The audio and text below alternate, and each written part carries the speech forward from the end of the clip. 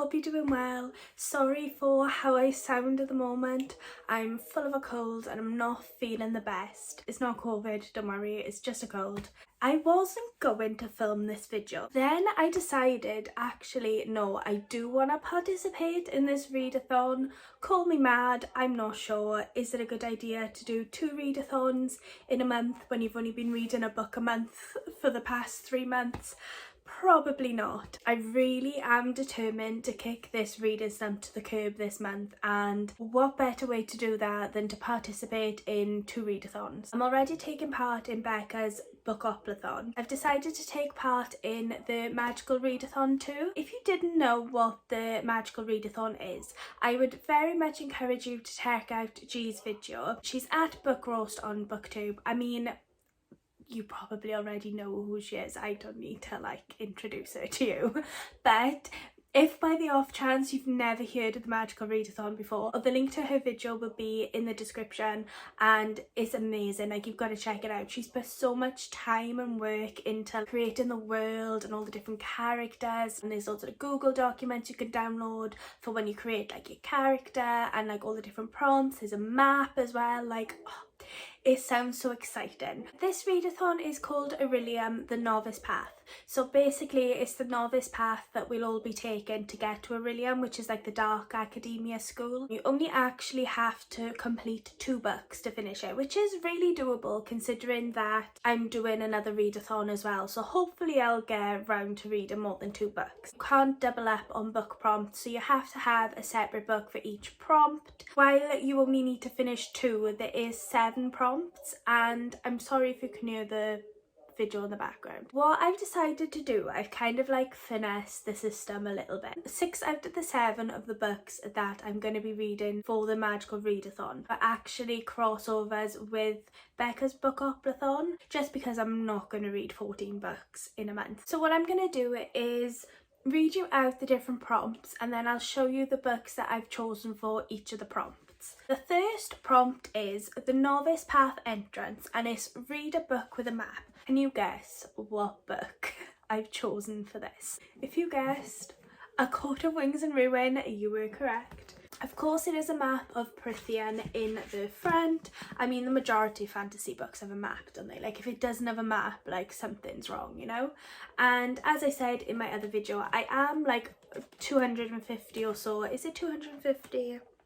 No, 210 pages into this book already, but I stopped reading it in April and I really need to get around to reading it. My mother phoned me earlier. I don't know if you saw in my last video I mentioned that she's reading this, and she's currently like 60% of the way through the book, so she's like flying through it. She only started it like a day or so ago, so I definitely need to catch up. The second prompt is Ash Tone Tree, and it is a book that keeps tempting you, so one that's basically like on top of your TBR, and I've kind of like finessed this one ever so slightly. I've chosen The Dead Zone, and this is by Stephen King. While it's not like top of my TBR, it is one of the Stephen King books that I've really wanted to read for so long. I feel like it's a good time to read it, and as I said, like, I need to read this for another read along that I'm doing, and I technically should have read this in August, so it's definitely like top of my TBR. The third prompt is Mist of Solitude, and it's to read a standalone, and for this one I've chosen Darling by Kate Ancram. It's a retelling of Peter Pan. It sounds amazing. I have heard like slight mixed opinions on it, but I feel like I'm gonna really enjoy this book, and a lot of the time if I've heard like mixed opinions about a book, I end up really loving it. This is another one that I should have read in August and then I didn't because reading slumps are the worst, so I really do want to get around to this one in September. The fourth prompt is Ruins of the Sky,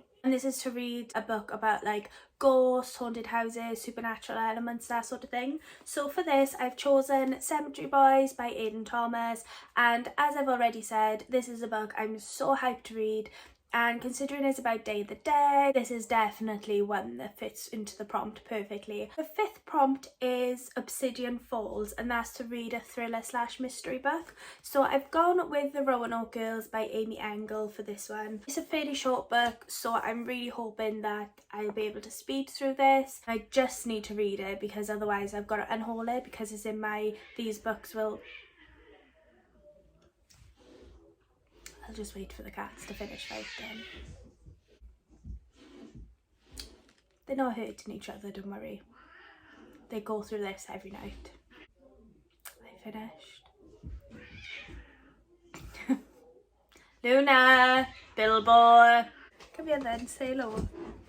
Say hello. Say hello. Oh, thank you. This massive head. Oh, that was absolute chaos. The dog came in, the cats are fighting, they're all fine though, don't worry. For the sixth prompt is Tower of Rumination, and this is to read a 5-star book prediction. And this book, My Best Friend's Exorcism by Grady Hendrix, was actually featured in my 5-star book prediction video. It's a spooky book ready for spooky season, so I am super hyped to read this. This is where my Becca's Bookoplathon TBR and my magical Readathon Tbr have slightly like deviated from each other. The last book for my Becca's Bookoplathon, it was Cujo by Stephen King, but this didn't quite fit into all the prompts. I couldn't like jig them around in a way that did fit all of these. I mean, maybe if I'd said that this was going to be a 5-star read and put My Best Friend's Exorcism as like the school setting, because technically it does like feature some parts in a school, but it's not like based around a school, if that makes sense. So the 7th and final prompt, it is Aurelium Academy arc, and basically this is going to be like the start of like the Aurelium Academy readathon, which is what like the magical readathon is going to be next year. Very fitting. The prompt is to read a book set in a school setting. I've gone with, and I'm so excited to read this book, I've gone with Fence Disarmed, and if you've seen my videos before, you'll know that I absolutely love the Fence graphic novels. I'm gonna have a slight fangirl moment here. Funnily enough, I was on Twitter last night and I was going through all my notifications and I saw that Sarah Reese Brennan had followed me on Twitter, and I was like, surely not. That's not like the Sarah Reese Brennan, right? I'd literally chosen this that evening to put on my list to read, and then she followed me and I was like, ah! So now I'm like even more excited to read this book. This is my TBR for the Magical Readathon 2021. I can't believe I've committed myself to doing 2 readathons. I've been super ambitious with my TBR. I feel like it's gonna get me hopefully back out of my reading slump. I'm just like keeping all of my fingers and toes crossed. I'm gonna obviously be filming reading vlogs for this and Becca's Bookoplathon, so it's definitely gonna hold me accountable to this, and the fact that I'm gonna have to do a wrap-up video, and if I do a wrap-up video and I've not read any of the books, that's pretty embarrassing. Let me know in the comments if you are participating in the Magical Readathon and what sort of books you're reading, how many you're going to read. Have you had any thoughts on like what character you're going to choose yet? I know I could have added those to my TBR for this month, but I thought that might have been a bit overkill. So I've decided that maybe in like November, December time, I'm going to like read the books to create my character then. I've got like quite a few ideas of what character I'm gonna go for. Luna hasn't been in a video for so long.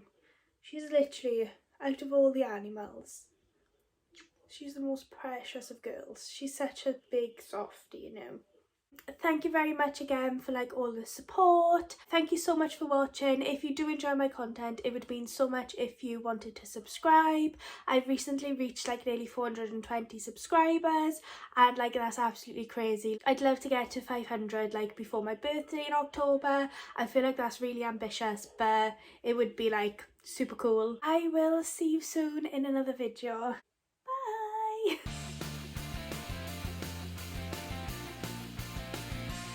As if I've been filming this with like a really blurry camera screen. Never mind.